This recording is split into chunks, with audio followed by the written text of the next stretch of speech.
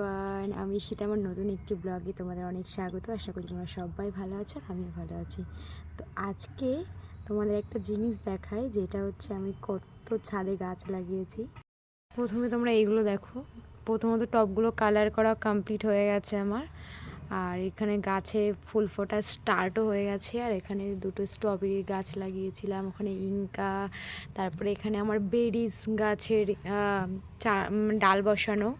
তারপরে এখানে আমার ওইটা হচ্ছে আমার পাহাড়ি ফুল গাছ, ওইটা পাহাড় থেকে নিয়ে এসেছিলাম, যেবার প্রথম আমরা দার্জিলিং হানিমুন করতে গেছিলাম সেই সময়কার। আর এটা হচ্ছে স্পাইডার প্ল্যান্ট, সবাই অনেকেই দেখেছো এইসব গাছগুলো আমার আগে। আর এগুলো তো সবে সবে করি এসছে। আর ওখানে আমার সূর্যমুখী ফুল গাছ, এগুলো অনেক বিভিন্ন রকম জিনিস লাগানো।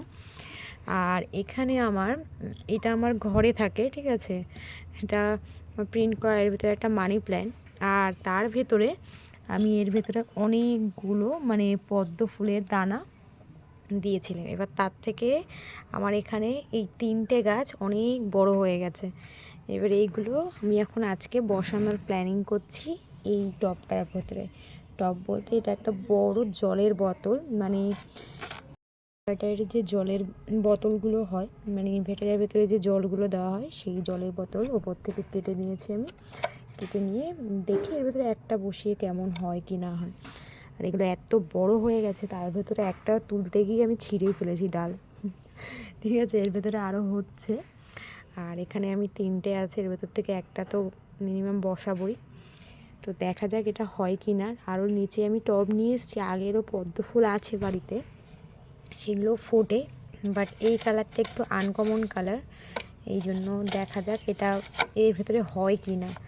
একটু জন্য ভালো স্পেসফুল জায়গা লাগে, আর মাটিও সেরকম লাগে, বাট আমি নর্মাল মাটি দিয়েছি। দেখা যাক হয় কি না। বসিয়ে ফেলেছি, আর এগুলো যখন আবার যদি ফুল হয় তাহলে তো তোমাদের অবশ্যই দেখাবো।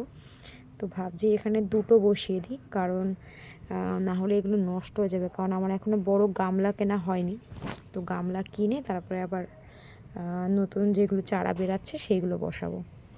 তো আমার এগুলো ফাইনালি কমপ্লিট হয়ে গেছে, আর এগুলো যখন ফুল আসবে তখন তোমাদেরকে দেখাবো। টাটা।